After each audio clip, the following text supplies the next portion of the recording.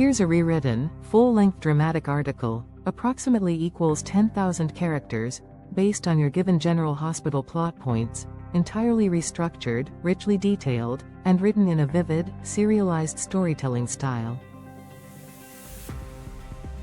General Hospital. Secrets, betrayals, and a Quartermain reckoning. The Quartermain mansion has weathered storms of betrayal, greed, and heartbreak, but never before has the family's legacy felt quite this unstable. As Friday's episode unfolds, Port Charles finds itself on the edge of chaos. Drew Kane, once the poster child for redemption, steps deeper into the shadows, leveraging secrets as currency. Meanwhile, Michael Corinthos, still bruised from betrayal, seeks solace in the unlikeliest of confidants, and the consequences of that confession may reshape everything the Quartermains thought they knew.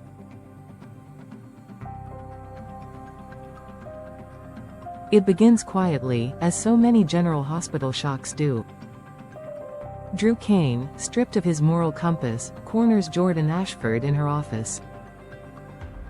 Gone is the man who once sought truth and justice. Now, his words drip with quiet menace, his tone measured but icy. "If you can do that," he warns her, "I'll make sure Curtis stays out of jail." It's blackmail cloaked in civility, a power play born from desperation. The threat hangs in the air like a loaded gun. Jordan, torn between her conscience and her loyalty to Curtis, realizes she's standing on the edge of a moral abyss. One wrong move, and Drew's leverage could destroy everything she's fought to protect. But across town, another game of manipulation is taking shape, this one wrapped in Quartermain elegance and fueled by old resentments. Monica Quartermain, forever the matriarch holding the family's brittle piece together, has invited Veronica, Ronnie, Bard into their world, believing her late sister's presence could heal wounds still festering from Monica's illness and grief.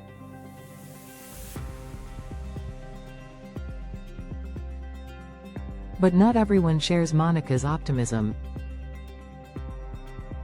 Tracy Quartermain, sharp as ever and twice as suspicious, seethes in the Quartermain kitchen as she watches Ronnie move effortlessly through the mansion's corridors, her soft words and knowing smiles a little too polished.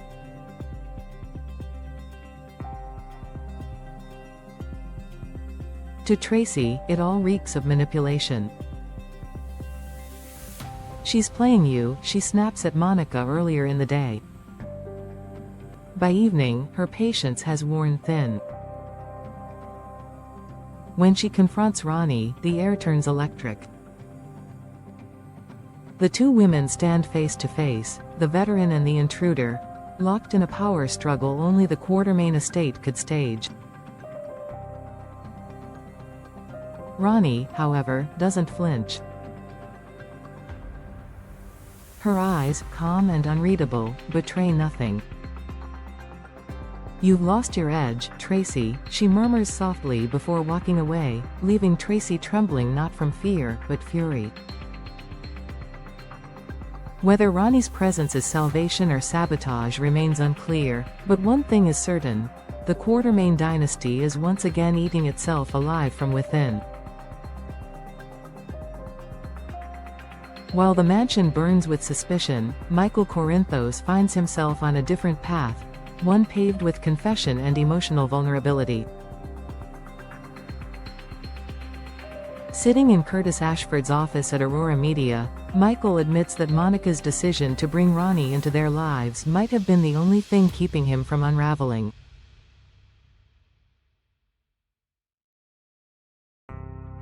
He talks about his broken marriage, the rift with Drew, and the guilt he carries from decisions that cost him both family and peace. Curtis listens, cautious but sympathetic, knowing that Michael's tendency to internalize pain is dangerous.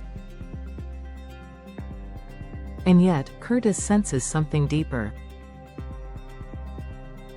Beneath Michael's calm tone is exhaustion, not physical, but emotional.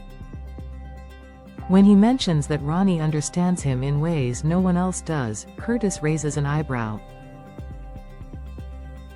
The connection between Michael and Ronnie is growing more personal, and if Tress's suspicions are right, that closeness could prove disastrous. But chaos in Port Charles is never confined to one family. At the same time, Lulu Spencer's journalistic instincts are lighting fires Sonny Corinthos can't ignore. Sonny, already stretched thin by mob tensions and family fractures, calls Lulu to the Metro Court to demand answers. Why is she burying Michael in her stories? Why target a man who has done nothing but rebuild his life? Lulu, ever defiant, doesn't back down. She claims she's exposing the truth, but to Sonny, it feels like betrayal. Lulu is Luke Spencer's daughter, after all, and Sonny can't reconcile her loyalty to blood with her apparent willingness to destroy his son in print. For Sonny, it's not just a matter of headlines, it's about family honor. The Corinthos name has been dragged through scandal before, but this time, it's internal wounds that threaten to tear it apart. As he leaves Lulu's office, the anger in his eyes is less about what she wrote and more about what it revealed. The Corinthos empire is cracking, one secret at a time. Meanwhile, Carly Spencer has problems of her own. Between managing Aurora Media and protecting her children, she's barely holding it together. Her brother, Lucas Jones, tries to lighten the atmosphere, playing matchmaker in a storyline no one saw coming. Whether he's meddling for fun or out of genuine concern remains unclear, but in Port Charles, even good intentions can lead to disaster. Back at the hospital, Drew's blackmail scheme continues to spiral. He's lost control over Curtis and Portia, his previous targets, and now turns his sights on Jordan. But manipulating a former police commissioner is a dangerous gamble. Jordan knows the cost of secrets, she's buried enough of her own. As Drew leans in, his voice low and deliberate, she realizes that giving in to him could not only destroy her career but also the man she loves. Yet refusing him could land Curtis in a cell. This is no longer the same Drew Kane who fought to protect his family, this is a man reshaped by vengeance. Every moral line he once honored has blurred into shades of gray. And as he walks out of Jordan's office, leaving her paralyzed by the choice ahead, it's clear, Port Charles has lost another hero to darkness. But if Drew is descending into shadow, Willow Tate is teetering on the edge of tragedy. Her fight to regain normalcy after illness has been fraught with setbacks, but the newest blow comes from an unexpected place, the justice system. Despite being allowed to see her children, Wiley and Amelia, the conditions are humiliating. 1-hour supervised visits, under the watchful eye of a family therapist. For a mother desperate to reclaim her role, it feels like punishment disguised as compromise. Still, Willow agrees. She tells herself that an hour is better than nothing, but as the episode unfolds, she realizes her problems are far from over. Unbeknownst to her, Anna Devane has uncovered surveillance footage that could upend Willow's fragile life. In the video from Nina Reeves' apartment, Nina herself is seen entering at the exact time Drew was shot, the same night she claimed to be with Willow. The revelation hits Anna like a thunderclap. Nina lied, and her lie has one devastating implication: Willow's alibi no longer exists. Dante Falconeri connects the final dots, reminding Anna that Michael had previously expressed doubts about Willow's behavior, particularly her eerie connection to Daisy Gilmore's stalking case.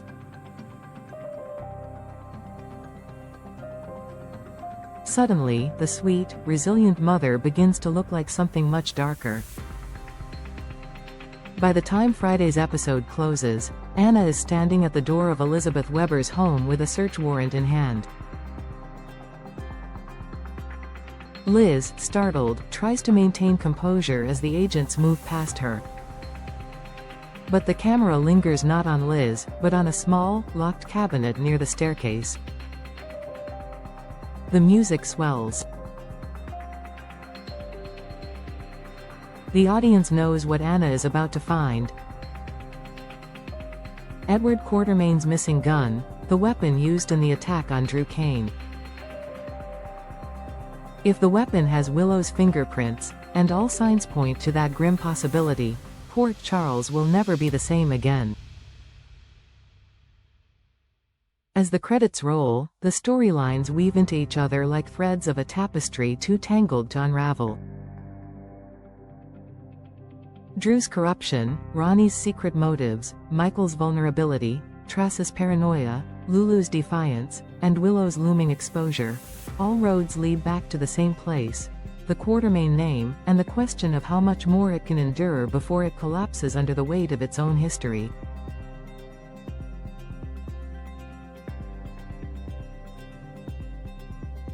What makes General Hospital endlessly addictive isn't just the twists, it's the sense that every revelation is both a conclusion and a new beginning.